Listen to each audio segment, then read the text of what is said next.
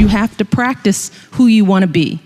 You know, you don't wake up one morning and you're suddenly who you think you want to be. You have to put some energy into it. So if you want to be an honest person, you have to be an honest person every day, even starting at 3 and 4 and 5, right? If you're going to be a hard work doesn't just appear. You have to practice hard work. You have to practice effort. You know, and I also encourage them and try to help them understand that good things don't come easy. You know, with that effort, you know, that's where you grow. That's where growth is. Some of the best times in my life when I've grown, it's when I've done something hard, when I've overcome a fear. You don't realize that when you're doing it, but when you come out on the other side, you realize, wow, I've really stepped up. So throughout this journey, I have learned to block everything out and focus on my truth. I had to answer some basic questions for myself. Who am I? No, really, who am I? What do I care about? And the answers to those questions have resulted in the woman who stands before you today. A woman who is first and foremost a mom. Look, I love our daughters more than anything in the world, more than life itself. And while that may not be the first thing that some folks want to hear from an Ivy League educated lawyer, it is truly who I am. So for me, being mom in chief is and always will be job number one. I want you all to stay true to the most real, most sincere, most authentic parts of yourselves. I want you to ask those basic questions. Who do you want to be? What inspires you? How do you want to give back? And then I want you to take a deep breath and trust yourselves to chart your own course and make your mark on the world. Maybe it feels like you're supposed to go to law school, but what you really want to do is teach little kids. Maybe your parents are expecting you to come back home after you graduate, but you're feeling a pull to travel the world. I want you to listen to those thoughts. I want you to act with both your mind, but also your heart. And no matter what path you choose, I want you to make sure it's you choosing it and not someone else. Think about one of my heroines, Marion Wright Edelman, class of 1960, working as a young civil rights lawyer down in Mississippi. Attorneys in judges' chambers refused to shake her hand. The sheriff locked the doors against her when she came to visit her clients in jail. She was always careful to leave the door open when she started her car in the morning. That way, if somebody had planted a car bomb, she'd had a chance of being injured rather than killed. But through it all, she continued to represent her clients. She continued to resist unjust laws with every fiber of her being. And then there's Janet Bragg, class of 1925, who was determined to be a pilot. When she was barred from flying out of segregated airports, she worked with her flying school classmates and instructors to build their own airfield. When she was rejected from the Women Air Force Service pilots because of her race, she enrolled in a civilian training program instead. And when she completed her training, but an instructor unfairly prevented her from receiving her license, she picked up and moved to Chicago, passed the exam, and became the first African-American woman to earn a commercial pilot's license. Of her experiences, she said, there were so many things they said women couldn't do and blacks couldn't do. Every defeat to me was a challenge. And for 6 generations, that is what Spelman women have done. They have seen every defeat as a challenge. Now, did they have moments of doubt, anxiety, and fear? Did they have moments of despair when they thought about giving up or giving in? Well, of course they did. We all do, and I am no exception. At 6 a.m. every morning, I had to get on a city bus and ride for an hour, sometimes more, just to get to school. And I was willing to do that because I was willing to do whatever it took for me to go to college. I set my sights high. I decided I was going to Princeton, but I quickly realized that for me, a kid like me, getting into Princeton wasn't just going to happen on its own. See, I went to a great school, but at my school we had so many kids, so few guidance counselors, they were dealing with hundreds of students. So they didn't always have much time to help me personally get my applications together. Plus, I knew I couldn't afford to go on a bunch of college visits. I couldn't hire a personal tutor. I couldn't enroll in SAT prep classes. We didn't have the money. And then, get this, some of my teachers straight up told me that I was setting my sights too high. They told me I was never going to get into a school like Princeton. And I still hear that doubt ringing in my head. So it was clear to me that nobody was going to take my hand and lead me to where I needed to go. Instead, it was going to be up to me to reach my goal. I would have to chart my own course. We are playing a long game here, and that change is hard, and change is slow, and it never happens all at once, but eventually we get there. We always do. We get there because of folks like my dad, folks like Barack's grandmother, men and women who said to themselves, I may not have a chance to fulfill my dreams, but maybe my children will. Maybe my grandchildren will. See, so many of us stand here tonight because of their sacrifice and longing and steadfast love, because time and again, they swallowed their fears and doubts and did what was hard. Next, I've always felt a deep sense of obligation to make the biggest impact possible with this incredible platform. So I took on issues that were personal to me. Issues like helping families raise healthier kids, honoring the incredible military families that I've met out on the campaign trail, inspiring our young people to value their education and finish college. Now, some folks criticize my choices for not being bold enough, but these were my choices, my issues, and I decided to tackle them in a way that felt most authentic to me, in a way that was both substantive and strategic, but also fun and hopefully inspiring. So I immersed myself in the policy details. I worked with Congress on legislation. I gave speeches to CEOs, military generals, Hollywood executives. But I also worked to ensure that my efforts would resonate with kids and families. And that meant doing things in a creative and unconventional way. So yeah, I planted a garden and hula hooped on the White House lawn with kids. I did some mom dancing on TV. I celebrated military kids with Kermit the Frog. I asked folks across the country to wear their alma mater's t-shirts for college signing day.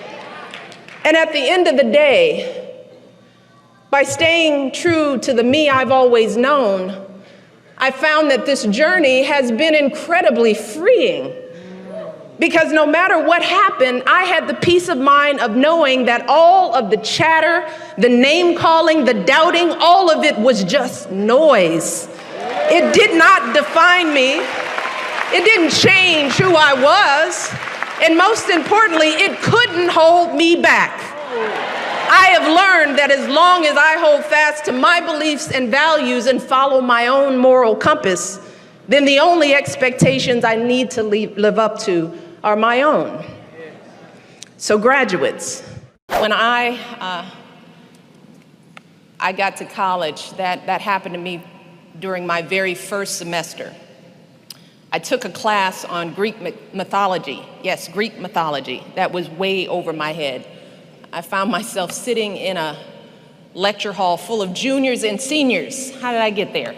Struggling just to keep up, and by the time I took the midterm exam, all I could muster was a C, and it was the very first C I'd ever gotten, and I was devastated.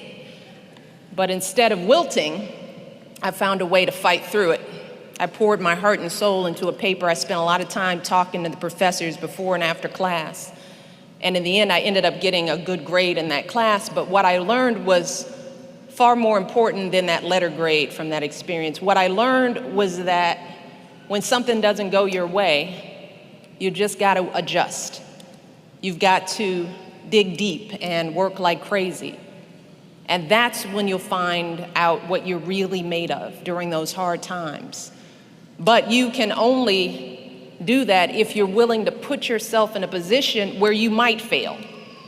And that's why so often failure is the key to success for so many great people.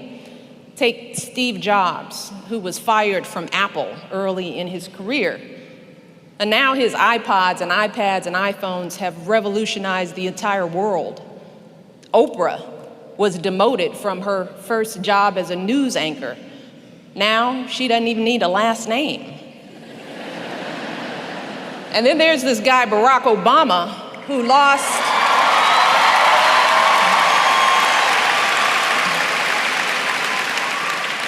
I could take up a whole afternoon talking about his failures, but he lost his first race for Congress, and now he gets to call himself my husband. Stop worrying so much about getting things wrong. Success has nothing to do with perfection. So stop being nervous, raise your hand, use your voice, get it wrong, learn from your mistakes, and keep moving on. And don't worry about what other people think. It doesn't matter. I'm 50 years old now, and nothing anyone said to me when I was young that was negative matters. It doesn't matter. So be brave, use your voice, ignore the doubters, and work hard, because life is hard work. Don't be afraid of it. Just do it. What has been the best advice you received from your teacher or professor? Ooh, I've gotten a lot of great advice from teachers, mentors, professors throughout the years. So first of all, you gotta be open to taking some risks and not being afraid to fail. Failure is the key to success. So when you get to college, you got to raise your hand. You have to be engaged. Don't be the kid thinking, oh, I shouldn't be here, and maybe I'm not smart enough, and maybe, no. You are more than capable of going to college, being successful, and going on and doing whatever you want in life. I sit here because I am you all. There is no difference between me and you. Working class kid, growing up on the south side of Chicago, growing up with doubts and fears, just like all of you all do. I know exactly how you all are feeling, and kids out there who are thinking, maybe I'm not ready, maybe I'm not good enough, maybe I can't afford it. But what teachers and mentors have told me is that yes, you can and you must. So get in there and be bold with your intelligence. Raise your hand, get support when you need it. And know that we all got here because somebody helped us. I was the vice president of community outreach for the University of Chicago Hospital. And I got that job because I didn't compromise. Because before working at that job, I was working as an associate dean. I had Malia. Barack was in the US Senate. So I was basically, mothering part-time on my own. I had a full-time job, so I tried part-time. I've talked about this before. I tried part-time because I thought I have to figure this out. I have to be able to pick the kids up. I've got to be able to do all this. So tried part-time. So only thing I found out from part-time was that you just get paid part-time.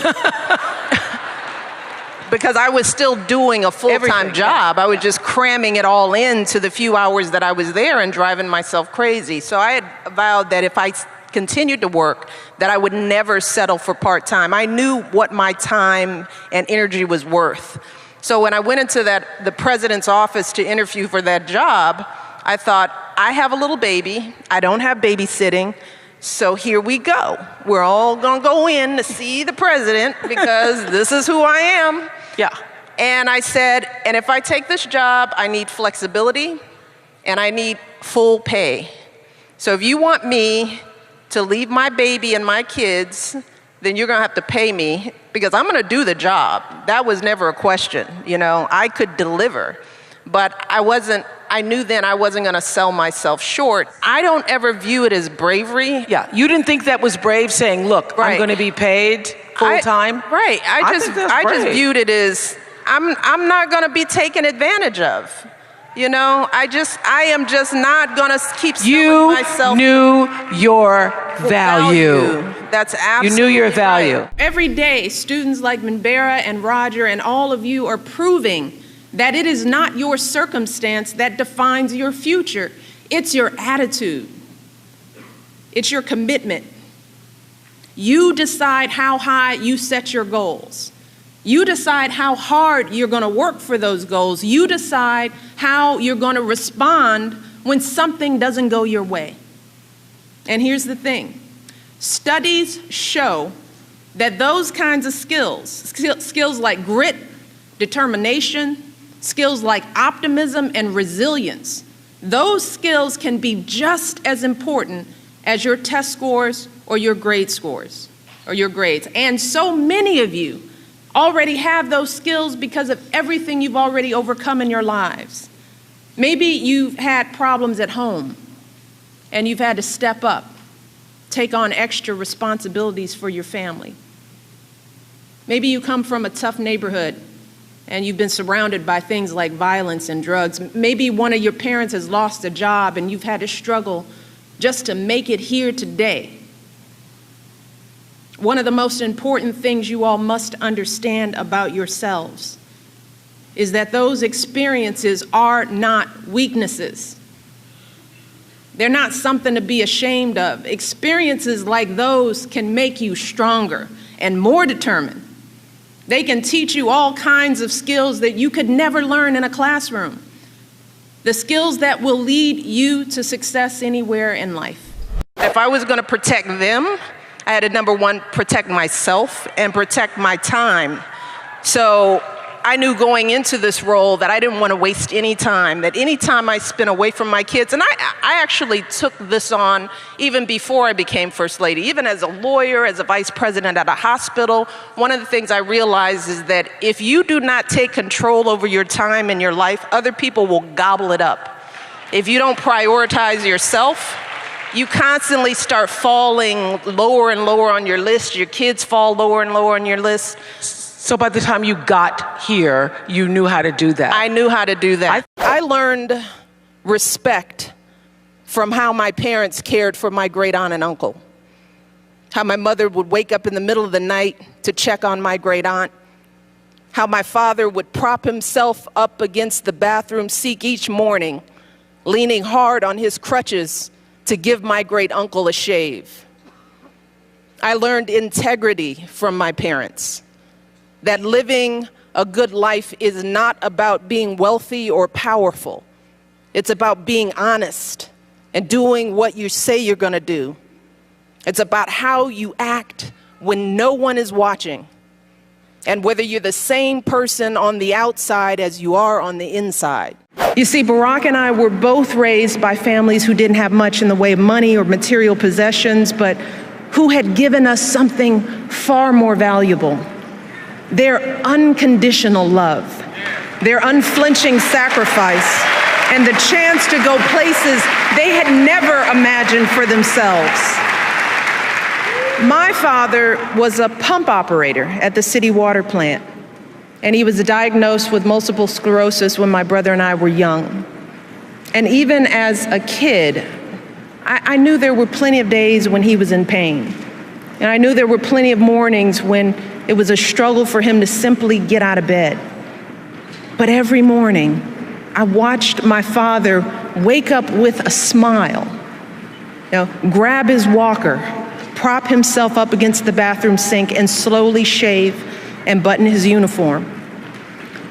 And when he returned home after a long day's work, my brother and I would stand at the top of the stairs of our little apartment, patiently waiting to greet him, watching as he reached down to lift one leg and then the other to slowly climb his way into our arms. But despite these challenges, my dad hardly ever missed a day of work.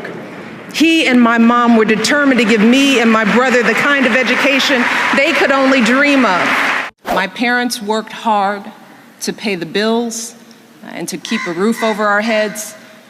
But even though my parents couldn't give us material things, they gave us something much more precious. They gave me and my brother strong values. They taught us to treat others with dignity and respect. They taught us to push for excellence in every single thing we did. They taught us to be humble and to be grateful for everything we had. They taught us to put every last bit of effort into our education and to take pride in our work. They taught us that our circumstances didn't define us, and that if we believed in ourselves, if we made the most of every single opportunity, we could build our own destinies and accomplish anything we put our minds to. I didn't find my passion until long after college. Heck, until after law school. I mean, the truth is I still spent way too much of my time at Princeton continuing to chase grades and check boxes and climb higher and higher. I went on to law school, I did the same thing. And by the time I was in my mid-20s, I had everything I was told I should want. Fancy job at a prestigious law firm, a big office, a nice paycheck. But on the inside, something was missing. And so, after a few knocks, I finally asked myself some big questions, simple questions. What did I want out of my life? Other people told me that I might not be able to do well in school for whatever reason. I was always a good student, I worked hard, but I thought there was some magic that happened that made you really, I didn't know that it was just plain old hard work. So there were periods of doubt for sure. I think I have doubts today. Doubts don't go away. You just learn how to deal with them. You start knowing yourself and you become more confident. The more successes you have, the more chances you take. You don't let the failures or the stumbles define you. Everybody falls every now and then. Some people fall a lot. And what I realize is that we have long lives if we're healthy and we do what we're supposed to do. I'm 47 years old. So think about it. Whatever mistake I made when I was 13, who cares? So think about life as a long trajectory. But at the same time, you don't want to make huge mistakes. Because when you're young, making big mistakes can last forever, right? So you want to choose wisely. But the stumbles, the lessons learned, that's part of life that makes you grow. But I came to know that. I didn't know that when I was your age. I thought every mistake was the end of the world. I'll never get into school. I'll never be, of course, we all feel that way. But just continue to work, put the effort in. And I think that has been some of what's helped me being First Lady. First of all is knowing who you are and being confident in yourself, because there'll be, Clarissa, what did you say, pushing beyond other people's labels of you, right? That's a big part. That's what we do to each other all the time. We don't even know each other, and we already determine from one glance, meeting, one line, one word, one phrase, this is who you are. So you have to know who you are before that. And you live that reality, and you keep living it out no matter what. And if you're have good character and good intentions, that ultimately shines through. But in the end, it's hard work. And I like to work hard, and I like to do good things. And you practice that now. And believe it or not, I didn't know it. It prepared me to be the First Lady of the United States. I didn't know. I guess I'm doing okay. But you know what? Every day we just get up and keep doing what we think is the right thing. Do you feel like, and I'm sure you did feel pressure to be the first African-American First Lady to, like, there's some kind of responsibility, or? Well, one of the things I know from sitting in this position, that every First Lady feels some level of pressure. I mean, this is a big platform and you don't want to mess it up. So I wouldn't dare to compare my experience to any former First Lady, but I do take the role seriously. I do, as I said in my convention speech, I know that kids are watching us. They're watching what we say, what we do, and Barack and I have tried to make sure that what kids are seeing is something that they can be proud of, because it matters. We learned about dignity and decency, that how hard you work matters more than how much you make, that helping others means more than just getting ahead yourself. We learned about honesty and integrity, that the truth matters, that you don't take shortcuts or play by your own set of rules. And success doesn't count unless you earn it fair and square. Are you going to throw up your hands and say that progress will never come? Are you going to get angry and lash out? Are you going to turn inward and just give in to despair and frustration? Or are you going to take a deep breath, straighten your shoulders, lift up your head, and do what Barack Obama has always done? As he says, when they go low, I go high. That's the choice Barack and I have made. That's what has kept us sane over the years. We simply do not allow space in our hearts, minds, or souls for darkness. Instead, we choose faith. Faith in ourselves, in the power of hard work. Faith in our God, whose overwhelming love sustains us every single day. That's what we choose. We choose love, our love for our children, our commitment to leaving them a better world, our love for our country, which has given us so many blessings and advantages, our love for our fellow citizens, parents working hard to support their kids, men and women in uniform who risk everything to keep us safe. Young people from the toughest backgrounds who never stop believing in their dreams. Young people like so many of you. That's what we choose. And we choose excellence. We choose to tune out all the noise and strive for excellence in everything we do. No cutting corners, no taking shortcuts, no whining. We give 120% every single time, because excellence is the most powerful answer you can give to the doubters and the haters.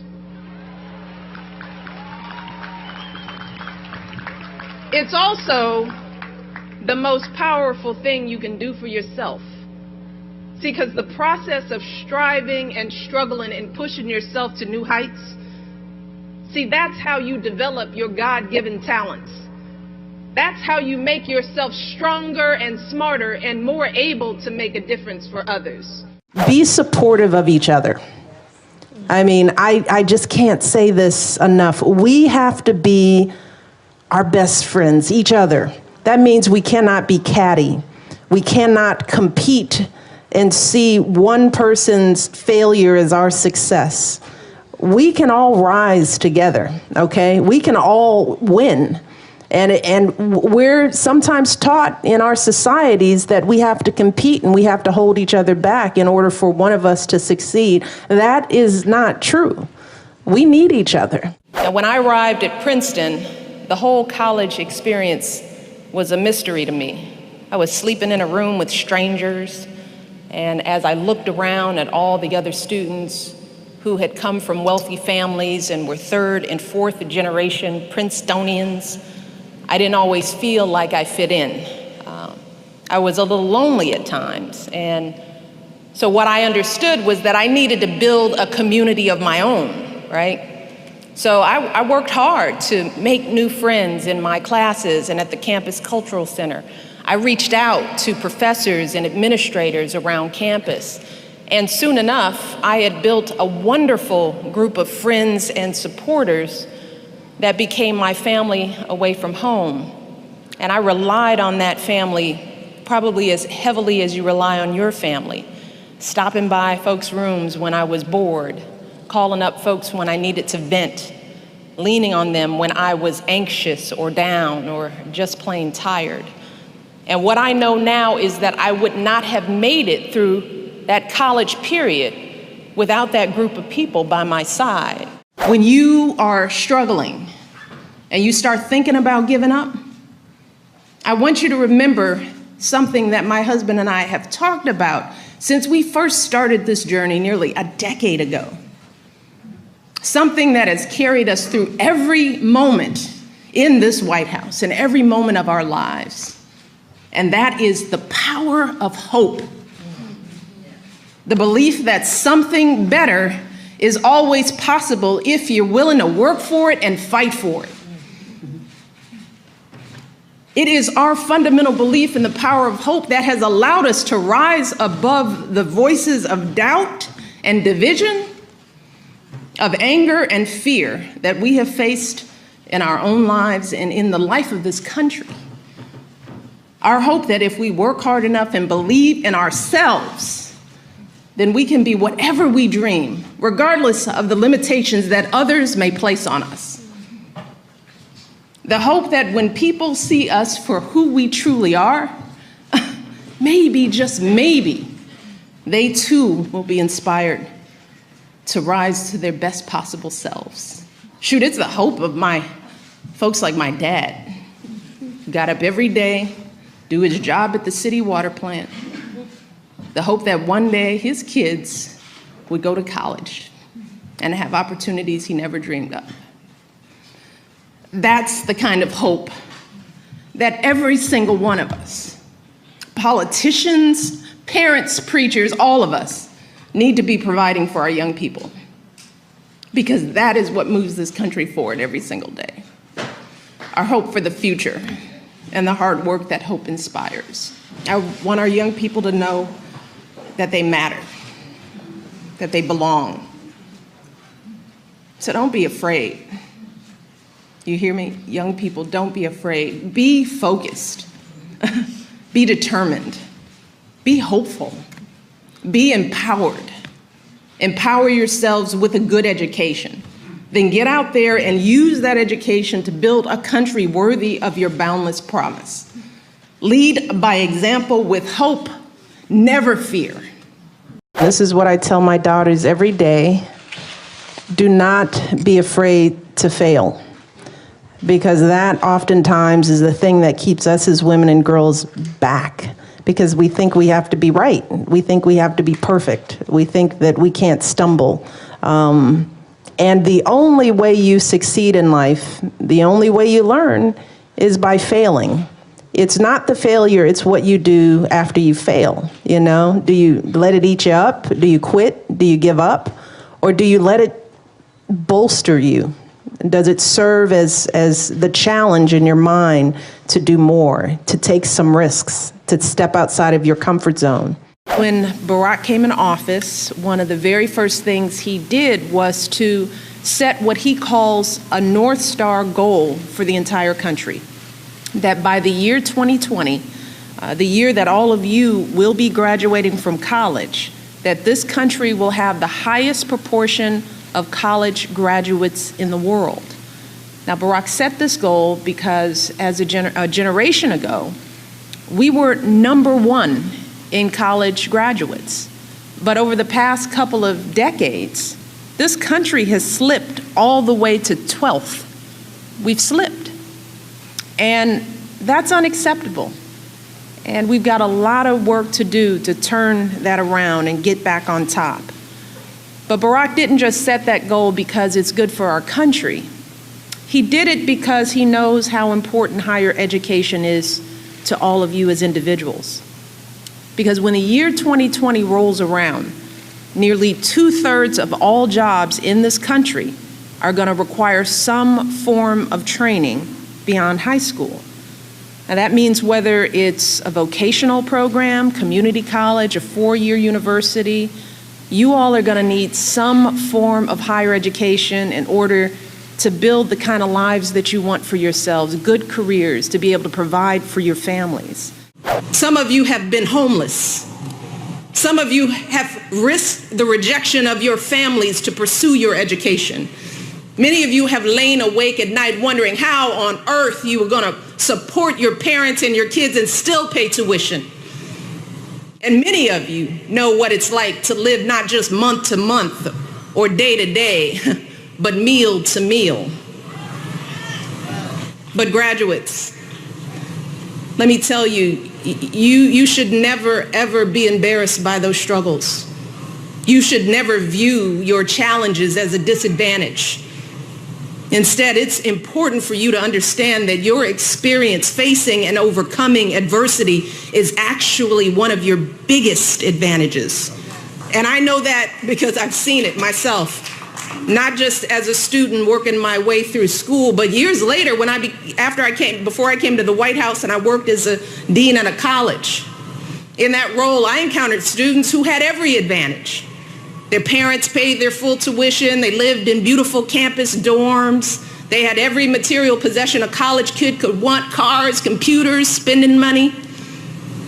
But when some of them got their first bad grade, they just fell apart.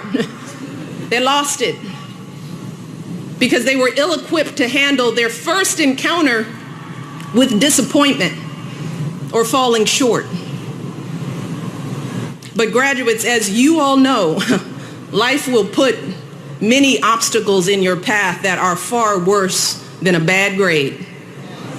You'll have unreasonable bosses and difficult clients and patients. You'll experience illnesses and losses, crises and setbacks that will come out of nowhere and knock you off your feet. But unlike so many other young people, you have already developed the resilience and the maturity that you need to pick yourself up and dust yourself off and keep moving through the pain. Keep moving forward. You're getting advice from around the world, it seems. Former British Prime Minister Tony Blair's wife, Cherie Blair. Did you happen to hear or read what she said? No. Well, she warns that you will have to learn to take a back seat, and that you will not be able to have any kind of a career. And she says that that will be a very difficult thing to do. Yeah, I think it just depends on the person. I have never been the kind of person who's defined myself by a career or a job. I just never have. People used to ask me that during the course of the campaign. Is it hard for you to have stepped off the track and devoted your life to his dream? But the truth is that I believe in this man as our president and his vision for the country. And if that meant, stepping away from my particular job for a year and a half or for 4 or for 8 years, if you do what you're supposed to do, right, then, that's a small sacrifice to make. And it's enough to keep you fulfilled. Oh, well, I've got these great kids, too. And the truth is, and Barack knows this about me, I love kids, and I love my kids. And this isn't to say that anyone who's working doesn't, but I enjoy the balance of having a job and having a set of projects and being able to have time to make sure that I'm in the girls' lives and making sure that we have time as a family. That's a full plate. I don't view myself as being in a position where I'm twiddling my thumbs and wondering, how am I going to get through the day? I've never experienced that in my life. There were times when I felt lonely and overwhelmed during my freshman year. And what I want you to remember is if that happens to you, I want you to keep pushing forward. Just keep pushing forward. And I want you to reach out and ask for help. I know your teachers tell you that all the time, but please understand that no one gets through college or life for that matter alone. No one. I certainly didn't. So the minute you feel like you're struggling, the minute, I want you to ask for help. Don't wait. Seek out a professor you trust. Go to the writing center or the counseling center. Talk to older students who know the ropes and can give you some advice. And if the first person you ask isn't friendly or helpful, then ask a second person, and then a third and a fourth. My point is, keep asking until you get the answers you need to get you back on track. Let me tell you, you should feel so proud of making it to this day. And I hope that you're excited to get started on that next chapter. But I also imagine that you might think about all that history, all those heroes who came before you, and you might also feel a little pressure, you know? Pressure to live up to the legacy of those who came before you. Pressure to meet the expectations of others. And believe me, I understand that kind of pressure. I've experienced a little bit of it myself. You see, graduates, I didn't start out as the fully formed First Lady who stands before you today. No, I had my share of bumps along the way. Back when my husband first started campaigning for president, folks had all sorts of questions of me. What kind of First Lady would I be? What kinds of issues would I take on? Would I be more like Laura Bush or Hillary Clinton or Nancy Reagan? And the truth is, those same questions would have been posed to any candidate's spouse. That's just the way the process works. But as potentially the first African-American First Lady, I was also the focus of another set of questions and speculations, conversations sometimes rooted in the fears and misperceptions of others. Was I too loud or too angry or too emasculating? Or was I too soft, too much of a mom, not enough of a career woman? Then there was the first time I was on a magazine cover. It was a cartoon drawing of me with a huge afro and a machine gun.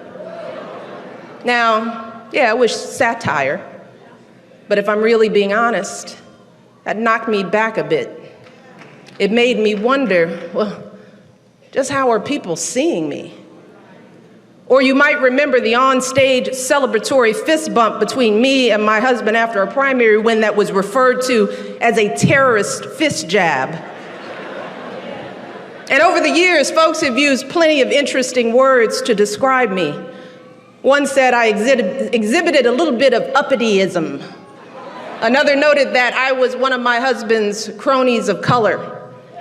Cable news charmingly referred to me as Obama's baby mama. And of course, Barack has endured his fair share of insults and slights. Even today, there are still folks questioning his citizenship. And all of this used to really get to me. Back in those days, I had a lot of sleepless nights worrying about what people thought of me, wondering if I might be hurting my husband's chances of winning his election, fearing how my girls would feel if they found out what some people were saying about their mom. But eventually, I realized that if I wanted to keep my sanity and not let others define me, there was only one thing I could do, and that was to have faith in God's plan for me. I had to ignore all of the noise and be true to myself, and the rest would work itself out. And rule number 10, the last one before a very special bonus clip, is have fun. President Obama, my name is Stella. I'm 5 years old. This is my song. La la la la la. What's yours? Yeah, what's yours? Stella, I can't perform like that. You clearly have some talent. But you should try. No. Come on, Stella. Stella. Try. Listen, try. I can't. What's your song? I can't sing like that. La la la la la. Come on. Well, there you go. That was. The First Lady was pretty good. Yeah. Do your best Barack Obama impression. Oh, well, let me tell you, I have 3 points. 1, and then there's 2, and finally, 3. That's a good one. All right. You didn't do your best Barack Obama impression. Oh, well, I don't really do impressions. I I'm really bad at impressions. Do you have a nickname that you like to be called? Mish. What is something that you love that everyone else doesn't? Kale. Who are you better friends with, me or Oprah? I know, Ellen. Oprah. No, my spouse gives the best. He's the best at everything. No, that's a good answer. What about you? She's the best at everything. Well done. When you're alone, what do you talk to your dogs about? Do you talk to your dogs? Oh gosh, yes.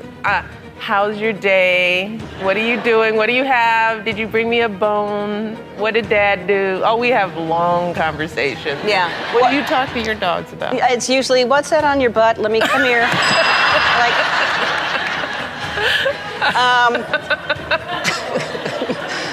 Let me get that.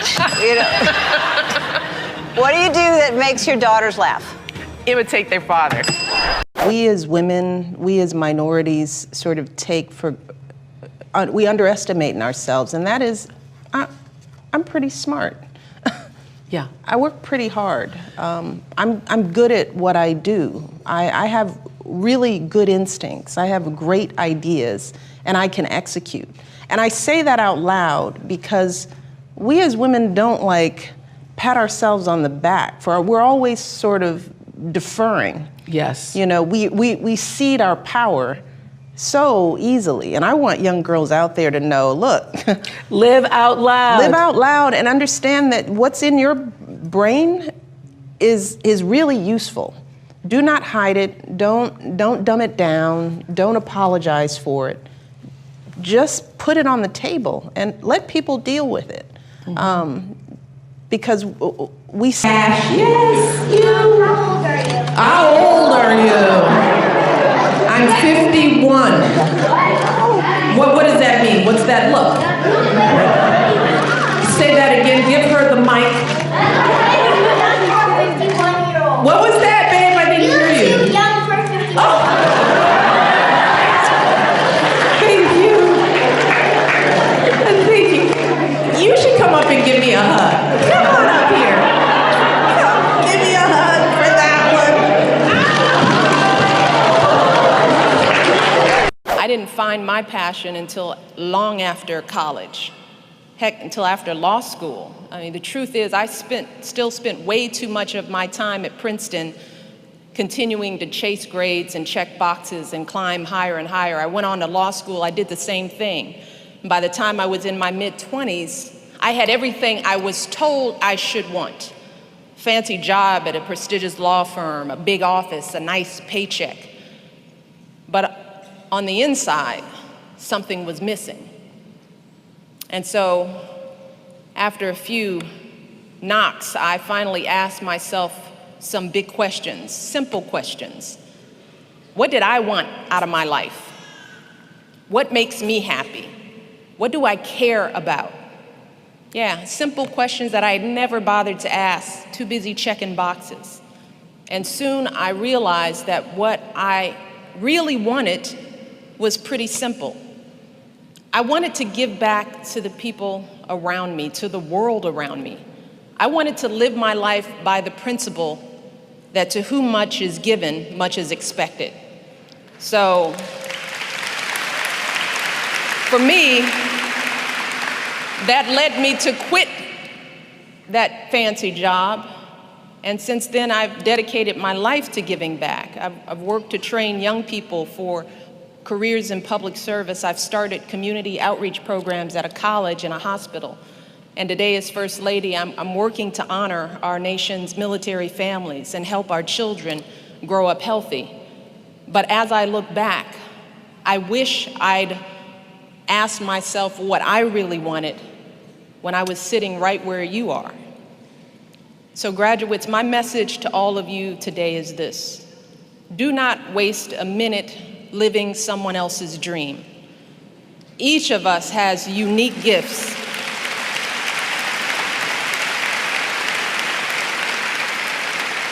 But it takes a lot of work a lot of real work to discover what brings you joy.